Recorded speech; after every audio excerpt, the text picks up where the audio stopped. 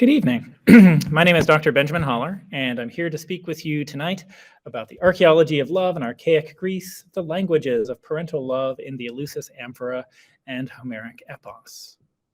Our theme today is fathers and sons in Homer's Odyssey. Most of us are probably familiar with the basic outlines of the story. Odysseus leaves his home island of Ithaca and his faithful wife, Penelope, and his only son, Telemachus. Sails to help his fellow Greeks fight the Trojan War. It takes him 10 years. Finally, Odysseus is instrumental in sacking Troy by coming up with the stratagem of the Trojan horse.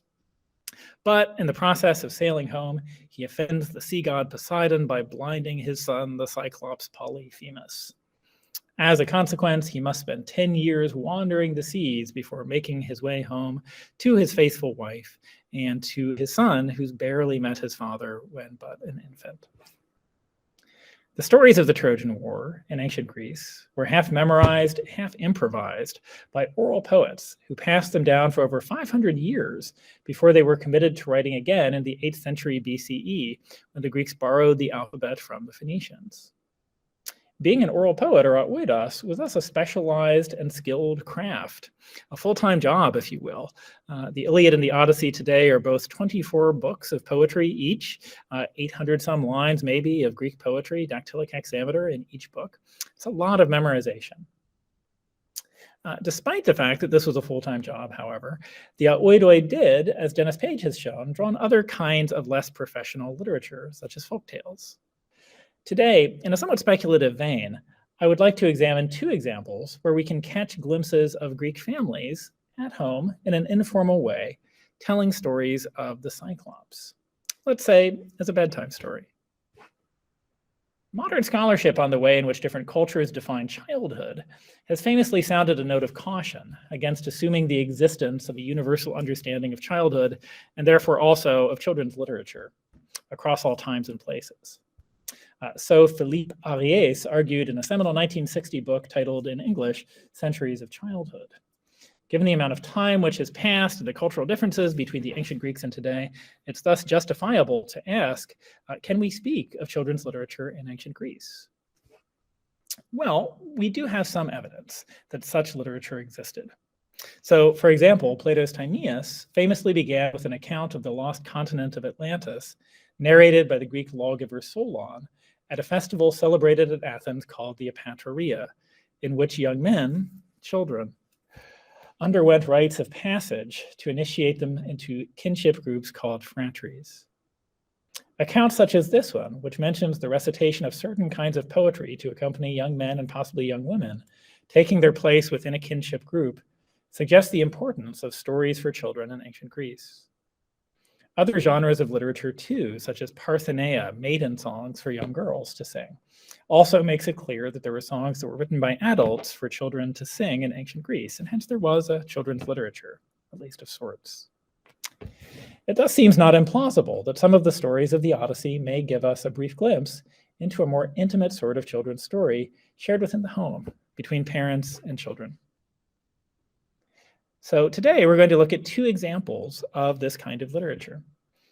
To support this hypothesis, we're going to look at the episode of the Cyclops in the Odyssey. And the first of these representations of the Cyclops myth is not the Odyssey version itself, but a visual representation, which I'm going to suggest sheds light on the way in which telling this story could serve as a form of bonding within a family. In this case, a really tragic and sad one. Between 1952 and 1954, Washington University and the Greek Archaeological Society conducted excavations in the cemetery at Elusis in Greece, a city famous for Demeter and Persephone, and the Eleusinian mysteries which took place there. What they uncovered in the cemetery was really shocking. Along the road leading out from the city stretched graves spanning from 1800 BCE to 450 CE. The leader of the excavations, George Milonas, noted that a special section of the cemetery seemed tragically to have been dedicated for children. The burials Faith found there were all infant and young adult burials. In this area, they discovered, among many other burials, an almost 5-foot-tall amphora dating to the mid-7th century BCE. The vessel had been used for the burial of a 10 to 12-year-old boy whose bones were still found inside the amphora, enabling them to surmise his age at the time of death.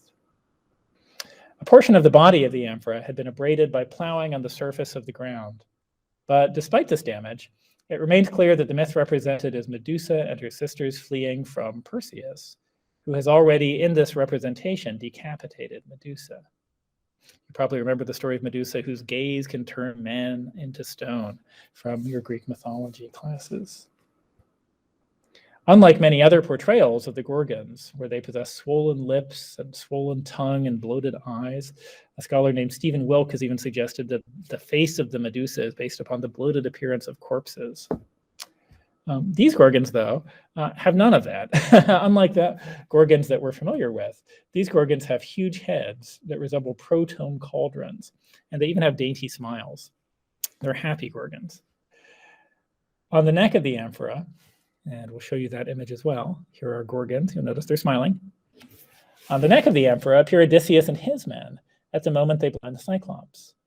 As was the case with the Gorgons, Odysseus' men wear easy smiles, while Polyphemus opens his mouth in cartoonish shock. The overall impression is one of ease and familiarity. The vase painter is putting stories familiar and perhaps even sentimental to the family from their evening storytelling on the final resting place of their son. It is one last bedtime story inscribed on terracotta, the dream these parents know their son had dreamed on countless nights before, and which they now hope he may dream for all eternity. A tale of heroes versus monsters, in which the hero the boy dreamed he would someday grow into is always victorious. The manner in which Homer tells the Cyclops myth of the Odyssey may also invite the audience to envision their own homes and the stories they told around the fire to their children. The myth itself is, as Aguirre and Buxton remind us in recent scholarship, a world myth, a world folktale. In the standard classification of folktales, in fact, it's Arne Thompson 1137. Aguirre and Buxton summarize this world myth thus. Alone or with a number of companions, a man comes to the dwelling of an ogre, usually a giant. The ogre keeps him or them in his lair and eats some of the men. In defense of the hero, sometimes pretending to be able to cure the ogre's faulty eyesight, destroys the ogre's eyes, his only eye, his one good eye, depending which version you're reading, by means of a spit for roasting meat, boiling liquid, or some other means. Subsequently, the hero covers himself and his companions with a sheepskins, or joins the ogre's sheep, or crawls out of their lair underneath the sheep. Having escaped from the ogre's dwelling, the hero sometimes mocks the ogre, provoking him to retaliate in some fashion, such as by casting something harmful at the hero, or by tossing to the hero a magic ring or other magic object that, when the hero puts it on his finger, repeatedly yells, "Here I am," thereby guiding the blinded ogre to him. Since the ring cannot be removed, the man is obliged to cut or bite off his own finger, after which he escapes, sometimes taking with him the ogre's sheep. The Cyclops is thus one of the more ubiquitous myths in the world. It might sound familiar to some of us. Such myths of encounters between clever youths and anthropophagus ogres stretch in a direct line from Homer's Odyssey to J.R.R. Tolkien's book The Hobbit, where Bilbo Baggins and Gollum reenact the roles of the young man and the ogre in the myth. Remember the ring of invisibility that Bilbo takes from Gollum. We will hear the story of the Cyclops in full only in Book 9 of the Odyssey, where it will be retold by Odysseus on the island of Scheria to the king of the Phaeacians, Alcinous, at his court. Interestingly, though, the poet drops some hints that, despite the fact that Odysseus has yet to return home to recount this adventure, Telemachus is aware of stories of Cyclopses. He knows this world myth too. We learn this when the poet obliquely informs us that the Cyclops has a maternal grandfather who is a sea god, and who lives in the very harbor on Ithaca, where young Telemachus would have played and grown up while awaiting his father's return. We learned this detail in Odyssey 1. It's no less a personage than Zeus, the king of the gods himself, who describes the Cyclops as the source of Odysseus' wanderings, beginning at line 68 of the first book of the Odyssey. Zeus says, "But the earth-holder Poseidon, witheringly, without cease, rages for the Cyclops, whom Odysseus blinded of his eye. Polyphemus, equal of a god. His strength is greatest among all the Cyclopses. The nymph Thoosa is his mother, the daughter of Phorcys, who rules the unwearying brine. She bore him in union with Poseidon in hollow caves." Now, for most readers, the most salient feature of this narrative is that the Cyclops' father is Poseidon. Generally speaking, Odysseus seems to have made a huge blunder by blinding the son of the god of the sea just before embarking on a long journey home by sea. At the same time, however, we learn a detail about the Cyclops here which is slightly odd. He is the grandson on his mother's side of a sea god named Phorcys. We will hear this name again in Book 13 of the poem, when we learn of the existence of a harbor sacred to Phorcys. Where might this harbor be located, you might ask? Strangely, on Odysseus' home island of Ithaca. It is, in fact, the harbor to which Odysseus comes home when he finally makes it back from his voyages. Homer's description of this harbor is rightly famous for its beauty. At Book 13, line 96, the poet tells us, "There is a certain harbor belonging to Phorcys, the old man of the salty sea, Halioio Gerontos, in the territory of Ithaca. There are two sheer projecting promontories in it, leaning menacingly over the harbor. They fend off the great sea swell of winds blowing from disadvantageous directions from outside." And he goes on to describe a distinctive cave of the nymphs on the shore of the harbor, which he describes as a thauma edesthai, a wonder to behold. It is, to say the least, a striking coincidence. The Cyclops, whom Odysseus blinds on far-off shores, later tradition put him in Sicily, so far, far, far to the west of Odysseus' Grecian island of Ithaca, had a grandfather who lived in the harbor of Odysseus' own home Grecian island of Ithaca. Other hints, too, associate Polyphemus not with distant shores, Sicily, but with Odysseus' own Ithaca as well. For example, when the poet introduces the elder Ithacan Aegyptios in Book 2, he mentions in passing that the Cyclops had devoured one of Aegyptius' 4 sons, and does so, moreover, in a way which suggests that perhaps Aegyptius somehow knows his son has been devoured by the Cyclops. All of these hints associating the Cyclops with Ithaca would make more sense if the story of a soldier blinding a one-eyed monster was originally envisioned as happening much closer to the soldier's home. Maybe this was originally a local legend and not something having to do with the Trojan War. Now, who would be most likely to imagine such a tale of a monster descended from the god protecting the very harbor of Ithaca, the very harbor to which Odysseus' ship was forecast to return?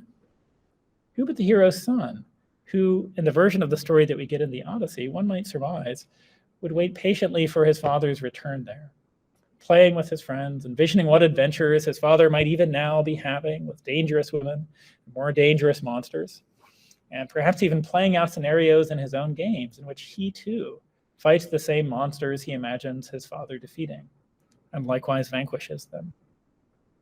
Does Homer perhaps want his audience to consider the possibility that Telemachus invented the story of the Cyclops during his father's absence to account for the fact that Odysseus never came home? Were there perhaps even earlier versions of the Odyssey where Telemachus told this story to the suitors to convince them to leave Penelope alone?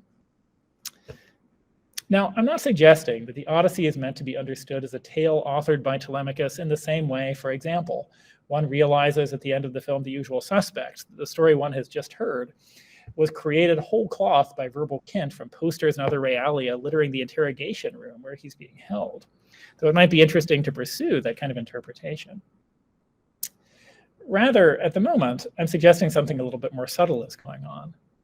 Namely, that in an epic usually intended for highly public performances by professional poets, the Oidoi we mentioned a moment ago, the poet is referencing domestic versions of these tales told around the hearth fire to heighten the sentimental impact of the story on his audience. When the audience hears the name of the harbor is the same as the Cyclops' grandfather, they momentarily make the connection. The audience imagines Telemachus playing out scenarios of Odysseus and the Cyclops on the shores of the harbor at Phorcys, and creating the story of the Cyclops as a way of explaining to himself why his father is taking so frustratingly long to make his way home to accomplish his nostos.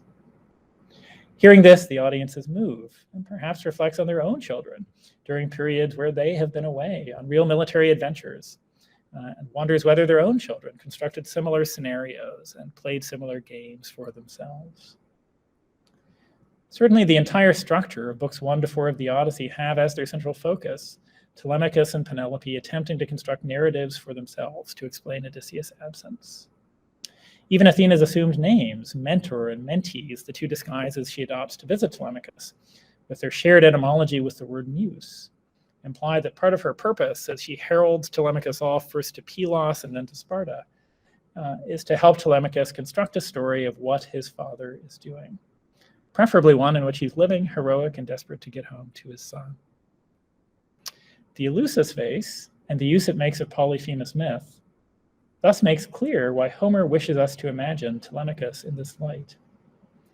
While in the Odyssey, Telemachus really does get his father back, for many parents and many children, the alternative reality of story, of fable, was the closest they could ever hope to get again in this life to children who had died of disease or to parents who had left for the wars and never come home.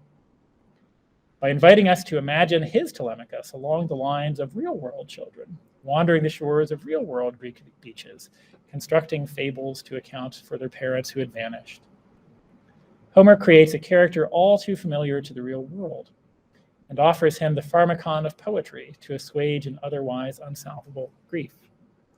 Thank you very much.